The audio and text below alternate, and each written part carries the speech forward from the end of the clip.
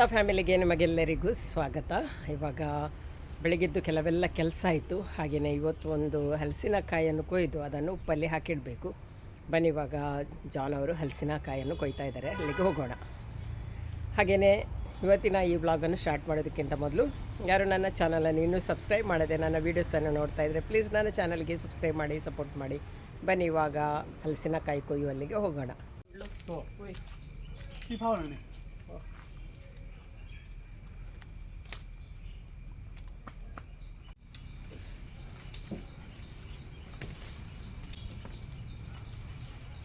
ನನಗೆ ಎಕ್ಕುದಿಲ್ಲವಲ್ಲ ಮಲ್ಲಿಗೆ.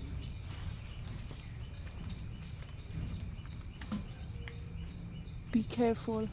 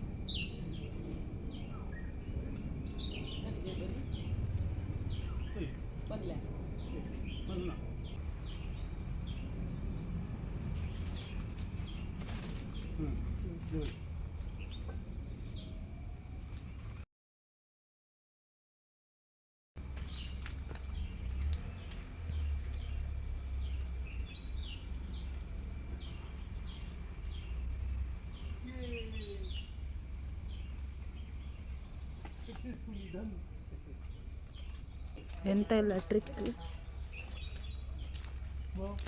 ನೋಡಿ. ಇಷ್ಟು ದೊಡ್ಡ ಹಲಸಿನ ಹಣ್ಣು.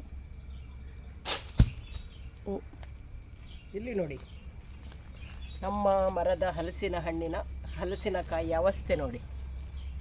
ಇದೇ ಥರ ಆಗಿ ತುಂಬ ಹಲಸಿನಕಾಯಿ ಬಿದ್ದು ಹೋಯಿತು. ಇಲ್ಲಿ ನೋಡಿ, ಇಲ್ಲೆಲ್ಲ ಕೊಳೆತ ಬಿದ್ದಿದೆ.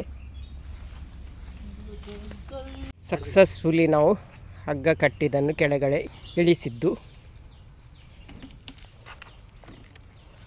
ಮೊದಲಿಗೆ ಆ ಹಲಸಿನಕಾಯಿಯನ್ನು ಕಟ್ ಮಾಡಬೇಕು, ಮತ್ತು ಉಪ್ಪಲ್ಲಿ ಹಾಕಿಡಬೇಕು.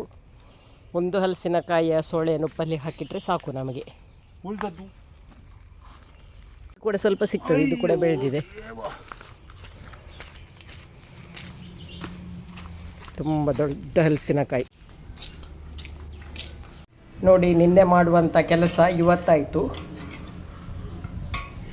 ತುಪ್ಪ ಮಾಡಿ ಆಯಿತು, ಹಾಗೆಯೇ ಕಾಡು ದ್ರಾಕ್ಷಿಯದು ಉಪ್ಪಿನಕಾಯಿ ಕೂಡ ಹಾಕಿ ಆಯಿತು. ಇನ್ನು ಇದನ್ನು ಬಾಟ್ಲಲ್ಲಿ ತುಂಬಿಸಿಡ್ತೇನೆ. ಇವಾಗ ಹಲಸಿನಕಾಯಿಯನ್ನು ಕಟ್ ಮಾಡ್ತಾರೆ. ನೋಡುವ ಹೇಗೆ ಕಟ್ ಮಾಡ್ತಾರೆ. ದೊಡ್ಡ ಹಲಸಿನಕಾಯಿ ಅಲ್ವಾ.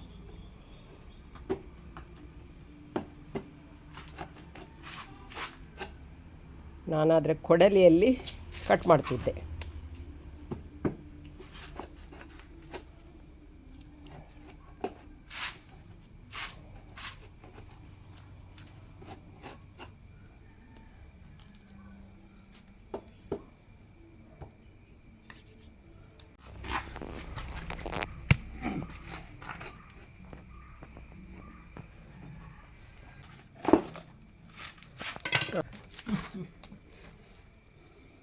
ಕತ್ತಿಯಲ್ಲಿ ಅರ್ಧ ಭಾಗ ಮಾಡಿ ಆಯಿತು. ಇನ್ನು ಕೊಡಲಿಯಲ್ಲಿ ಕಡಿಯಿತು ನೋಡಿ.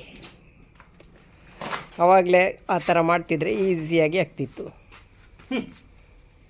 ನನ್ನ ಕಷ್ಟ ನನಗೆ.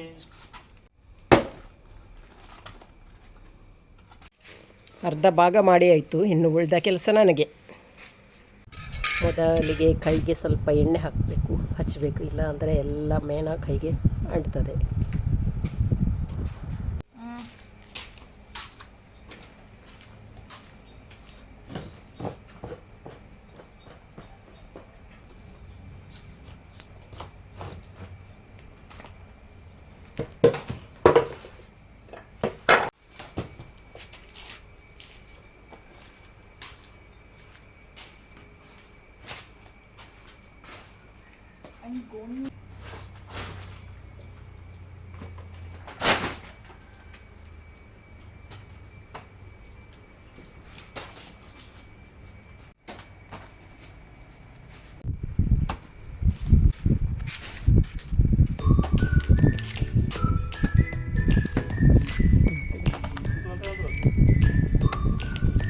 ತಂತು ಕಲ್ಮ ಕಂತು ಕಟ್ಟು ತಂದಿದೆ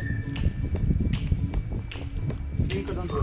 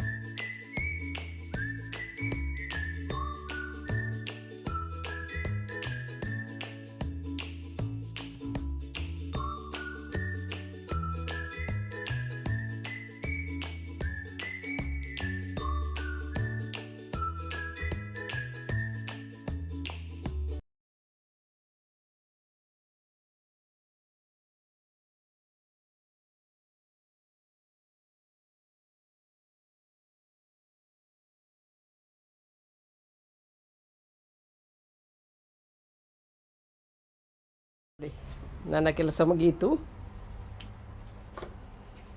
2 ಹಲಸಿನಕಾಯಿಯನ್ನು ಕಟ್ ಮಾಡಿ ಸೋಳೆಯನ್ನೆಲ್ಲ ಬಿಡಿಸಿ ಇದರಲ್ಲಿ ಹಾಕಿದ್ದೇನೆ. ಹಾಗೆಯೇ ಅದರ ಅಂತ ಹೇಳ್ತಾರೆ ಮಧ್ಯಭಾಗಕ್ಕೆ ಹಲಸಿನಕಾಯಿಯ ಮಧ್ಯಭಾಗ ಅಂದರೆ ಕೂಂಜಿ ಅಂತ ಹೇಳ್ತಾರೆ. ಅದರಿಂದ ಕನ್ನಡದಲ್ಲಿ ಏನು ಹೇಳ್ತಾರೆ ಕಮೆಂಟ್ ಅಲ್ಲಿ ಹಾಕಿ. ಕೂಂಜಿಗೆ ಕನ್ನಡದಲ್ಲಿ ಏನು ಹೇಳ್ತಾರೆ ಗೊತ್ತಿಲ್ಲ. ಕಮೆಂಟ್ ಅಲ್ಲಿ ಹಾಕಿ. ಹಾಗೆಯೇ ಅಡಿಭಾಗದ ನೋಡಿ ಮುಳ್ಳನ್ನು ಬಿಡಿಸಿ ಅದನ್ನು ಕೂಡ ತೆಗೆದಿಟ್ಟಿದ್ದೇನೆ. ಇದರಿಂದ ಒಂದು ಒಳ್ಳೆ ಪದಾರ್ಥ ಮಾಡಲಿಕ್ಕೆ ಆಗ್ತದೆ. ಹಾಗಾಗಿ ಇವಾಗ ಮಧ್ಯಾಹ್ನಕ್ಕೆ ಟೈಮ್ ಇಲ್ಲ, ರಾತ್ರಿಗೆ ಸ್ವಲ್ಪ ಮಾಡಬೇಕು ನೋಡಿ. ಹೌದು, ಇವರ ವಿಡಿಯೋದಲ್ಲಿ ಮಾತಾಡುವಾಗ ಏನೆಲ್ಲ ಮಾತಾಡೋದು. ಹಾಗೆ ನೋಡಿ ಸೆಕೆ ಜೋರಿದೆ ಅಂತೇಳಿ ಟೇಬಲ್ ಫ್ಯಾನ್ ಅಂತ ತಂದಿಟ್ಟದ್ದು. ಆದ ಕಾರಣ ಬೆವರದೆ ನಾನು ಕೆಲಸ ಮಾಡಿದೆ. ಸ್ಟ್ಯಾಂಡ್ ಫ್ಯಾನ್ ಇಟ್ಟದ್ದು, ಟೇಬಲ್ ಇಲ್ಲ. ಆಯಿತು, ಇನ್ನು ಊಟ ಮಾಡಲಿಕ್ಕೆ ಕೂಡ ಟೈಮ್ ಆಯಿತು. ಏನು ಮಾಡೋದು ಇವಾಗ? ಈಗ ಗಾಜಿಪು ಬಿಸಿ ಮಾಡೋದು. ಇದು ಫಿನಿಶ್ ಮಾಡಿಯೇ ಹೋಗುದಾ ಊಟಕ್ಕೆ? ಉದಾಸೀನ ಆಗ್ತದಾ? ಇವಾಗ ಇದನ್ನೆಲ್ಲ ಕಂಪ್ಲೀಟ್ ಮಾಡಿಯೇ ಊಟ ಮಾಡೋದು. ಮತ್ತು ಊಟ ಮಾಡಿ ಆದಮೇಲೆ ಸ್ವಲ್ಪ ಹೊತ್ತಾದಮೇಲೆ ಅದನ್ನು ಉಪ್ಪಲ್ಲಿ ಹಾಕಿಡೋದು. ಇವಾಗ ಉಳಿದದನ್ನು ಎಲ್ಲವನ್ನು ಬೇಗನೆ ಮಾಡಿ ಮುಗಿಸಬೇಕು, ಮತ್ತೆ ಊಟ ಮಾಡೋದು.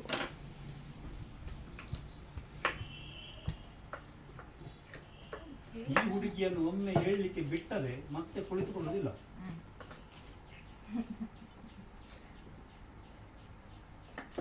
ನನಗೆ ಅಂತೂ ಹಸಿ ಆಗೋದಿಲ್ಲ. ನಾನು 2 ತುಂಡು ಬ್ರೆಡ್ಡು 1 ದೋಸೆ ತಿಂದು ಬಿಟ್ಟು ಬಂದಿದ್ದೆ. ಮಗಿರಿ ಪುಲ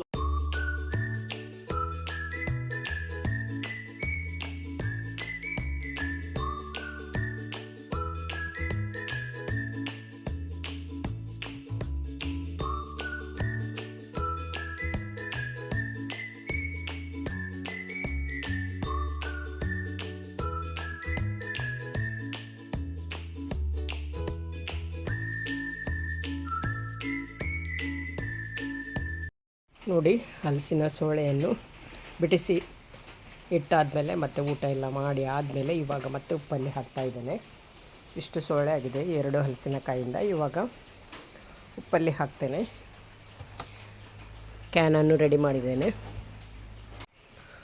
ಈಗ ಸ್ವಲ್ಪ ಉಪ್ಪನ್ನು ಹಾಕಿ ಆದಮೇಲೆ ಮತ್ತೆ ಹಲಸಿನ ಸೋಳೆಯನ್ನು ಹಾಕ್ತೇನೆ.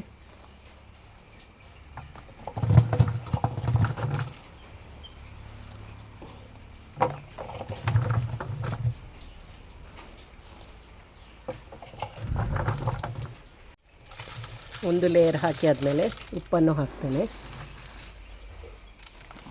ಉಪ್ಪು ಕಡಿಮೆ ಆದರೆ ಹಲಸಿನ ಸೋಳೆ ಹಾಳಾಗ್ತದೆ. ಸರಿಯಾದ ಉಪ್ಪು ಇದಕ್ಕೆ ಹಿಡಿಬೇಕು.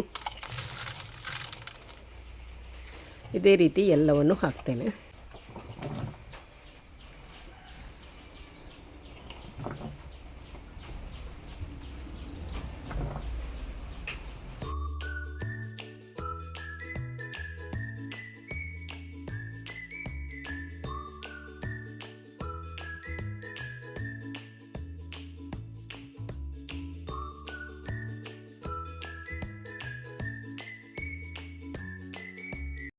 ನೋಡಿ ಇವಾಗ ಈ ಕ್ಯಾನಲ್ಲಿ ಇಷ್ಟಾಯಿತು. ಹಾಗೆಯೇ ಇಷ್ಟು ಸೋಳೆ ಇನ್ನೂ ಕೂಡ ಇದೆ. ಇವಾಗ ನಾನು ಇದರಲ್ಲಿ ಫುಲ್ ಆಗುವಷ್ಟು ಹಾಕ್ತೇನೆ. ಮತ್ತು ಸ್ವಲ್ಪ ಹೊತ್ತಾಗುವಾಗ ಇದು ಇನ್ನೂ ಕೂಡ ಕೆಳಗಡೆ ಹೋಗ್ತದೆ, ಆವಾಗ ಉಳಿದದನ್ನು ಹಾಕ್ಬೋದು. ನೋಡಿ ಇದರಲ್ಲಿ ಫುಲ್ ಆಯಿತು. ಇನ್ನು ಇದರ ಮೇಲೆ ಸ್ವಲ್ಪ ಉಪ್ಪನ್ನು ಹಾಕಿ ಮುಚ್ಚಿಡ್ತೇನೆ. ಮತ್ತು 1 ಗಂಟೆ ಬಿಟ್ಟ ಮೇಲೆ ನೋಡಿದರೆ ಇದು ಇನ್ನೂ ಕೂಡ ಕೆಳಗಡೆ ಹೋಗಿರ್ತದೆ, ಆವಾಗ ಉಳಿದ ಸೊಳ್ಳೆಯನ್ನು ಹಾಕ್ಬೋದು. ಉಪ್ಪು ಕೂಡ ಹಾಕಿ ಆಯಿತು. ಇನ್ನು ಇದಕ್ಕೆ ಮುಚ್ಚಳವನ್ನು ಮುಚ್ಚಿಡ್ತೇನೆ. ಮತ್ತು ಸ್ವಲ್ಪ ಹೊತ್ತು ಬಿಟ್ಟ ಮೇಲೆ ಇದನ್ನು ಹಾಕ್ತೇನೆ. ನೋಡಿ ಉಪ್ಪಲ್ಲಿ ಹಾಕಿಟ್ಟು ಒಂದು ಅರ್ಧ ಗಂಟೆ ಆಯಿತು. ಆವಾಗ ಹಾಕುವಾಗ ಇಲ್ಲಿ ಫುಲ್ಲಾಗಿತ್ತು ನೋಡಿ, ಇವಾಗ ಸ್ವಲ್ಪ ಡೌನ್ ಆಗಿದೆ. ಹಾಗೆ ಒಂದು ಅರ್ಧ ಗಂಟೆಯಲ್ಲಿ ಇಷ್ಟು ಡೌನ್ ಆಗಿದೆ. ಮತ್ತು ಇನ್ನು ನಾಳೆ ಆಗುವಾಗ ಇಷ್ಟಾಗ್ಬೋದು. ಉಳಿದ ಸೋಳೆಯನ್ನು ನಾನು ಹಾಕ್ತೇನೆ.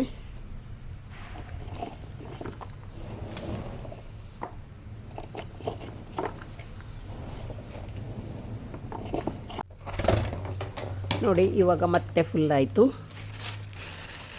ಇನ್ನು ಸ್ವಲ್ಪ ಉಪ್ಪು ಹಾಕಿ ಮುಚ್ಚಿಡ್ತೇನೆ. ಮತ್ತು ನಾಳೆ ಆಗುವಾಗ ಎಲ್ಲ ಕರೆಕ್ಟಾಗಿ ಉಪ್ಪು ಹೀರಿ ಕೆಳಗಡೆ ಹೋಗ್ತದೆ.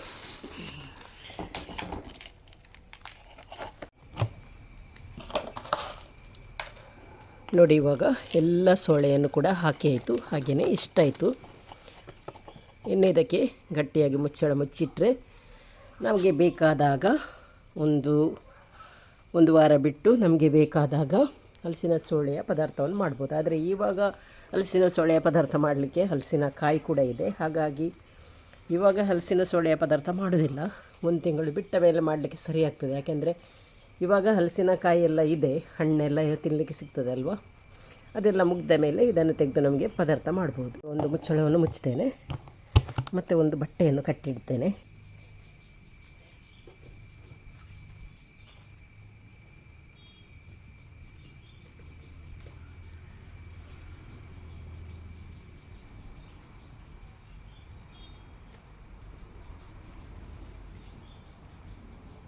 ಈ ವರ್ಷದ ಹಲಸಿನ ಸೋಳೆಯನ್ನು ಉಪ್ಪಲ್ಲಿ ಹಾಕಿಡುವ ಕೆಲಸ ಒಂದಾಯಿತು. ಇನ್ನು ಇದನ್ನು ಒಳಗಡೆ ಇಡ್ತೇನೆ. ಹಲಸಿನ ಸೋಳೆಯನ್ನು ಉಪ್ಪಲ್ಲಿ ಹಾಕಿ ಆದಮೇಲೆ ಹಲಸಿನ ಸೋಳೆಯಿಂದ ಉಪ್ಪುಕರಿ ಮಾಡಿದೆ. ಕೇರಳ ಸ್ಟೈಲ್ ಉಪ್ಪುಕರಿ ತುಂಬಾ ಒಳ್ಳೆಯದಾಗ್ತದೆ. ಬ್ಲ್ಯಾಕ್ ಟೀ ಜೊತೆಗೆ ಒಳ್ಳೆ ಕಾಂಬಿನೇಷನ್. ಹಾಗೆಯೇ ಮತ್ತು ನಾನು ಅದರ ಕೂಂಜಿ ಅಂತ ಹೇಳ್ತಾರೆ ಅದು ಮತ್ತು ಮುಳ್ಳಿನ ಮೇಲ್ಭಾಗವನ್ನು ಕಟ್ ಮಾಡಿ ಅದರಿಂದ ಕೂಡ ಇವಾಗ ಒಂದು ಪದಾರ್ಥ ಮಾಡಿದೆ. ನೋಡಿ ಈ ಥರ ಪದಾರ್ಥ ಮಾಡಿದ್ದೇನೆ. ಸ್ವಲ್ಪ ಗಸಿ ಟೈಪು, ತುಂಬಾ ಟೇಸ್ಟ್ ಆಗ್ತದೆ. ಇದೊಂದು ಹಳೆಯ ಕಾಲದ ರೆಸಿಪಿ ಅಂತ ಹೇಳ್ಬೋದು. ಹಾಗೆ ಮೊದಲಿನ ಕಾಲದಲ್ಲೆಲ್ಲ ಇದನ್ನೆಲ್ಲ ಗೆಸೀತಿರಲಿಲ್ಲ, ಎಲ್ಲ ಪದಾರ್ಥ ಮಾಡ್ತಿದ್ರು. ಹಾಗೆಯೇ ನನಗೆ ಕೂಡ ನಮ್ಮ ಮನೆಯಲ್ಲಿ ಮಾಡ್ತಿದ್ರು, ಅದು ನೆನಪು ಬಂತು, ಮಾಡೋಣ ಅಂತ ಅನಿಸಿತು, ಮಾಡಿದ್ದೇನೆ. ಹಾಗೆ ಇವತ್ತಿನ ಇಡೀ ದಿನವನ್ನು ಹಲಸಿನಕಾಯಿಯೊಂದಿಗೆ ನಾನು ಕಳೆದೆ. ಅದರಲ್ಲೇ ನಾನು ಬ್ಯುಸಿಯಾಗಿದ್ದೆ. ಅದನ್ನು ಕಟ್ ಮಾಡೋದು, ಅದರ ಬೀಜವನ್ನು ಬಿಡಿಸೋದು, ಮತ್ತು ಉಪ್ಪಲ್ಲಿ ಹಾಕಿಡೋದು, ಮತ್ತು ಪಲ್ಯ ಮಾಡೋದು, ಉಪ್ಪುಕರಿ ಮಾಡೋದು, ಇದೇ ಆಯಿತು ನನಗೆ ಇಡೀ ದಿವಸ. ಹಾಗೆ ಇವತ್ತಿನ ಈ ಒಂದು ಸಿಂಪಲಾದ ವ್ಲಾಗನ್ನು ಇಲ್ಲಿಗೆ ಎಂಡ್ ಮಾಡ್ತೇನೆ. ವಿಡಿಯೋ ಇಷ್ಟ ಆದರೆ ಲೈಕ್ ಮಾಡಿ, ಶೇರ್ ಮಾಡಿ, ಅದೇ ರೀತಿ ಸಬ್ಸ್ಕ್ರೈಬ್ ಮಾಡೋದರ ಮೂಲಕ ಚಾನಲ್ಗೆ ಸಪೋರ್ಟ್ ಮಾಡಿ. ಇನ್ನೊಂದು ವಿಡಿಯೋದೊಂದಿಗೆ ಸಿಗ್ತೇನೆ. ಅಲ್ಲಿ ತನಕ ಬಾಯ್.